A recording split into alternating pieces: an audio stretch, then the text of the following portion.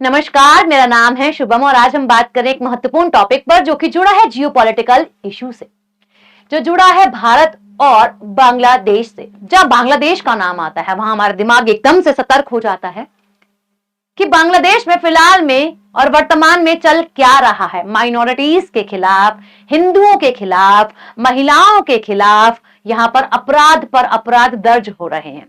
जहां हम बात करें हिंसक मामलों को लेकर जानवर माल की हानि हो रखी है। महिलाओं की बात करें तो महिलाओं पर छेड़छाड़ और रेप केस हमें आए दिन सुनने के लिए मिल रहे हैं। बात रखी जाए प्रॉपर्टी को लेकर तो कब्जा किया जा रहा है। धार्मिक स्थलों को लेकर बात करी जाए तो यहां पर ध्वस्त किया जा रहा है, जैसे कि मंदिर। हमने बहुत से आर्टिकल्स इन पर कवर करे हैं, बहुत से आर्टिकल सुने हैं, देखे हैं। इसी के करके वहां के जो लोग हैं वो माइग्रेट करने पर मजबूर हो चुके हैं। तो जहां पर भारतीय रह रहे हैं जिस देश में, और उसी देश के अंदर उनके लिए सत्ता जो है वो सही नहीं है, तो क्या भारत गंगा जल विवाद को लेकर कोई एक्शन लेगा? आपको क्या लगता है? इससे एक छोटा सा एग्जाम्पल और छोटी सी चीज हम यहां पर और डिस्कस करेंगे, जो साल 2025 में एक बहुत बड़ा मुद्दा बना था इंडस वाटर ट्रीटी को लेकर। 1960 के समय पर इंडस वाटर ट्रीटी होती है, भारत पाकिस्तान को जो है वो सिंधु जल डिस्ट्रीब्यूट करेगा। जब पहलगाम अटैक हुआ था तो हम सभी ने जाना था किस प्रकार भारत ने पाकिस्तान का केवल पानी रोककर बुरा हाल कर दिया था। तो अब क्या हो सकता है? बांग्लादेश की बात करें, जहां पर हम लोग बात करते हैं गंगा नदी को लेकर, जो कि हमारे भारत की सबसे बड़ी नदी कहलाती है, जो उद्गम लेती है गंगोत्री से, गंगोत्री ग्लेशियर से, उत्तराखंड से निकलती हुई ये कई राज्यों में फ्लो होती है और उसके बाद ये बांग्लादेश जाती है। भारत में तो इसे गंगा कहा जाता है, बट पाकिस्तान माफ कीजिएगा, बांग्लादेश के अंदर पद्मा कहा जाता है। तो अब बात क्या है कि भारत और बांग्लादेश के मध्य भी पानी या फिर जल समझौते को लेकर जो है वो एग्रीमेंट हुआ था।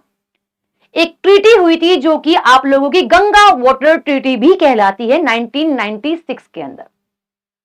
उस समय पर बांग्लादेश की पूर्व प्रधानमंत्री, जो आज पूर्व हम लगाएंगे इनके नाम के आगे, शेख हसीना थी। और भारत के प्रधानमंत्री कौन थे ये आप सभी मुझे कमेंट सेक्शन में मेंशन कीजिए।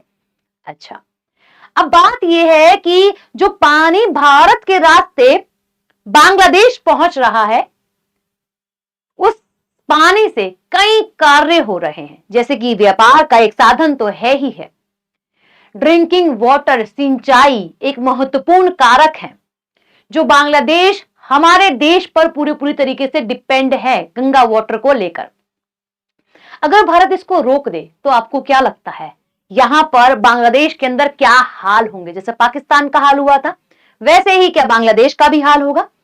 बांग्लादेश का दिमाग अलग चल रहा है। जैसे कि अगर हम बात करें आप लोगों से सिलीगुड़ी कॉरिडोर को लेकर, जिसे आप चिकन नेक के नाम से भी यहां पर जो है वो जानते हो। अच्छा, इस पर अटैक करने की बात करी हुई है। एक छोटा सा रास्ता है इसे पश्चिम बंगाल के अंदर भारत में हमें देखने के लिए मिलता है। वही हम बात करें नेपाल, भूटान, बांग्लादेश के मध्य एक पतला सा रास्ता है 22 से 25 किलोमीटर का, जिससे व्यापार हो रहा है। इस पर अटैक, नॉर्थ ईस्टर्न राज्य पर हमारे पर अटैक करने की बात बांग्लादेश कर रहा है और सोच रहा है। तो इसमें आपको क्या लगता है कि क्या भारत एक्शन लेगा?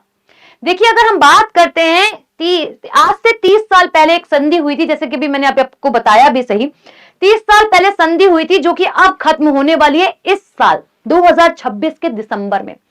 तो अब बांग्लादेश जो है वो थोड़ा सा चिंताओं में आ चुका है कि भारत अब पानी डिस्ट्रीब्यूट करेगा कि नहीं करेगा। अच्छा, तो इस पर वार्ता शुरू हो चुकी है कि भारत बांग्लादेश गंगा जल बंटवारा संधि साल 2026 में समाप्त हो रही है। क्या नई दिल्ली समझौते का नवीनीकरण करेगी या फिर और क्या करेगी? वार्ता जो है शुरू हुई है, इसमें क्या डिसीजन जो है वो लिए जाएंगे। अच्छा, अब 30 साल बाद जो समाप्त होने वाली है, 1996 के अंदर ये किया गया था, इसमें कार्य शुरू हो चुका है कि जो आपको पता ना ड्राई सीजन होता है जनवरी से लेकर मार्च तक का, है ना, इसमें पानी जो है वो प्रॉपर तरीके से डिस्ट्रीब्यूट नहीं होता। बांग्लादेश कह रहा है आप हमें पानी दीजिए। आप एक बात बताइए, भारत की कुल आबादी कितनी है और बांग्लादेश की आबादी कितनी है? दोनों में अगर मैं डिफरेंस बोलूं तो भारत की आबादी कई गुना ज्यादा, तो भारत को तो पानी की ज्यादा आवश्यकता है ना। तो अगर हम 100% सोर्स ले लो, 50% बांग्लादेश को देकर क्या ही करेंगे, क्योंकि भारत की नीड पूरी नहीं होगी उसके अंदर।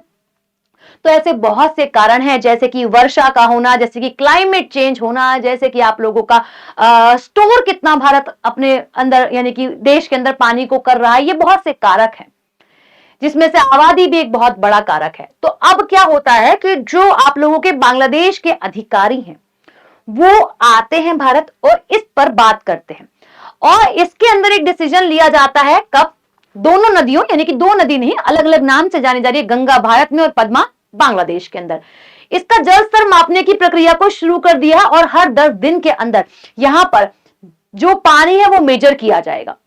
पानी मेजर करने से चीजें बहुत बेहतर तरीके से समझ में आएगी। जल संसाधन मंत्रालय द्वारा जो है ये आप लोगों का विशेष ध्यान जो है वो दिया जा रहा है। हमारी जो कैबिनेट मिनिस्ट्री है वो काफी ज्यादा फोकस्ड है इसको लेकर।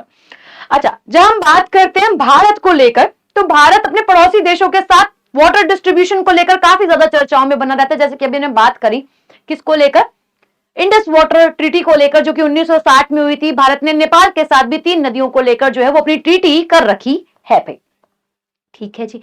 तो अगर बात की जाए इस इंडस वाटर ट्रीटी को लेकर, ये साइन किया गया था 1960 के समय पर, और ये भारत और पाकिस्तान के मध्य हुई थी। वहीं जो ब्रोक करा गया वो वर्ल्ड बैंक के द्वारा। अगर इसी के साथ अगर हम बात करें ईस्टर्न रिवर्स को लेकर जो भारत में फ्लो हो रही है, वो रावी, ब्यास और सतलज है। और जो आप लोगों की वेस्ट की तरफ फ्लो हो रही है जाने वाली पाकिस्तान को, मैम जी, आपकी इंडस, झेलम, चिनाब है, ठीक है। तो ये नदियां हैं। इसी के साथ अब क्या बात आती है, भारत ने बना दिया एक फरक्का बैरेज। आप सभी बहुत अच्छे से जानते हो इस फरक्का बैरेज को लेकर कि भारत ने इसका निर्माण 1975 के अंदर किया था। इस फरक्का बैरेज में आप लोगों का कितना पानी होल्ड होता है यह डिसाइड करेगा कि बांग्लादेश को पानी कितना डिस्ट्रीब्यूट करना है। अगर भारत के अंदर पानी की मात्रा अधिक होगी तो हाँ, करीबन आप लोगों का पानी जो है बांग्लादेश को अच्छे तरीके से जो है वो पहुंचाया जाएगा। ठीक, हम ये अच्छे से जो है वो जानते हैं, ताकि पीसफुली तरीके से कार्य जो है वे आप लोगों के होते रहे।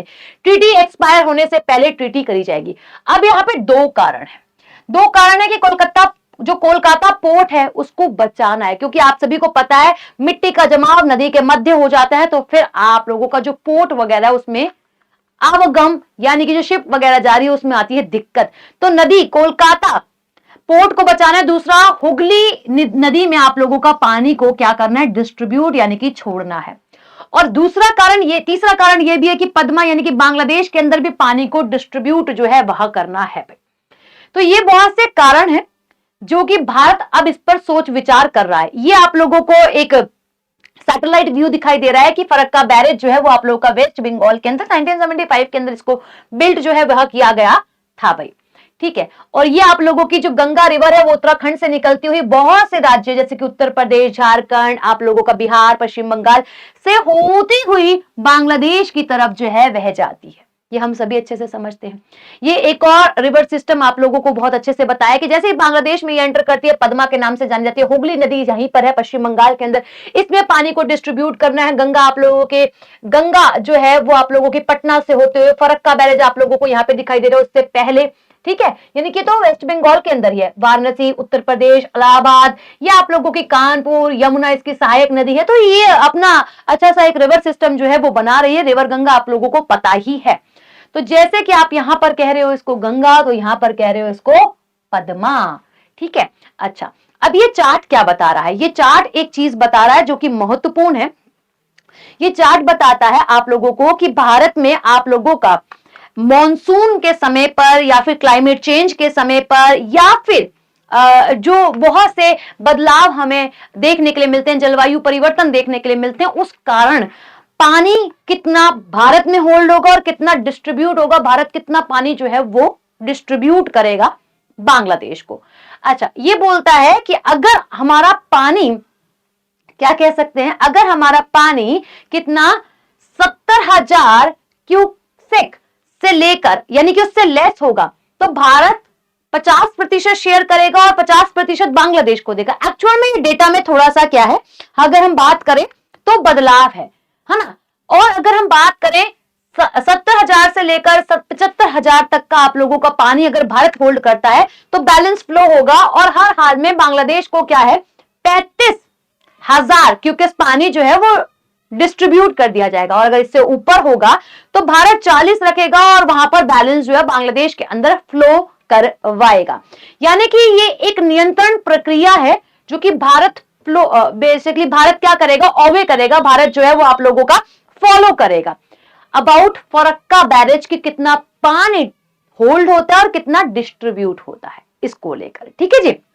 अच्छा, मैंने जैसे बताया कि 31 मई तक हर 10 दिन के अंदर जो वो आप लोगों का पानी की मेजरमेंट जो है वो स्टार्ट कर दी गई है, बातचीत जो है वो स्टार्ट कर दी गई है। भारत कितना फेयर आप लोगों को पता है चीजों को रखता है, चाहे वो किसी भी देश के साथ कोई भी विवाद क्यों ना चल रहा हो, स्टिल भारतीयों को संघर्ष करना पड़ता है। ये हम चीजों को अच्छे से समझ रहे हैं। थोड़ी सी बात कर लेते हैं कि भारत के जो पड़ोसी देश है उनके साथ जल संसाधनों को लेकर कई संधियां हो रखी है। जैसे मैंने बात करी नेपाल, पाकिस्तान और बांग्लादेश। तो बात करी जाए सिंधु जल समझौते को लेकर 1960 के अंदर सिंधु जल समझौता किया गया था, जो कि आपको रिवर पूर्वी नदियां थी सतलज, ब्यास और रावी का पूरा पानी भारत को मिलेगा और पश्चिमी तरफ से झेलम, चिनाब, सिंधु का पानी जो है पाकिस्तान को जाएगा और कुछ भारत इसका सीमित उपयोग करेगा। वही नेपाल के साथ आप लोगों का महाकाली संधि, कोसी, तिस्ता, इन रिवर्स को लेकर जो है वो संधियां हो रखी है। हालांकि इसको कोई भी फिलहाल में नहीं छेड़ रहा है, ये जैसा चल रहा है उसी प्रकार से फॉलो हो रहा है।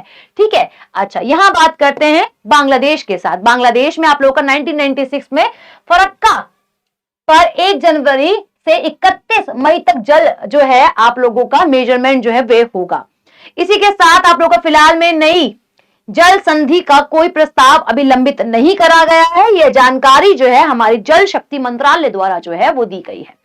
अच्छा, आप सभी अपनी राय क्या रखते हैं? आपको क्या लगता है कि भारत किस प्रकार वाटर को डिस्ट्रीब्यूट करेगा? देखो, मैंने आपको एक बात बोली है कि जो फरक्का बैरेज है इसमें जितना भी पानी आप लोगों का होल्ड होगा वही उसी से ही डिसाइड होगा कि पानी एक्चुअल में कितना डिस्ट्रीब्यूट करना चाहिए। आपको क्या लगता है जिस प्रकार बांग्लादेश के फिलहाल में विचारधारा है, अटैक करने की बात है नॉर्थन ईस्टर्न स्टेट्स को लेकर, आप लोगों के सिलीगुड़ी कॉरिडोर को लेकर, वहीं भारतीयों को लेकर जिस प्रकार के उन पर हमले किए जा रहे हैं, जिस प्रकार उनका एक तरीके से शोषण किया जा रहा है, गलत तरीके से उन्हें वहां पर ट्रीट किया जा रहा है, ये अपनी राय जरूर कमेंट सेक्शन में आप मेंशन कीजिएगा। बाकी जो भी मैंने आपको समझाया है इस समझौते को लेकर और पानी जल संधि को लेकर, वो इसके अंदर और डिटेल एक्सप्लेनेशन जो है वो आपको बताई गई है, आप इसको जरूर पढ़िएगा। हालांकि अगर आप इसको भी समझोगे तो भी आप लोगों का काम जो है वो बहुत अच्छे से बनेगा।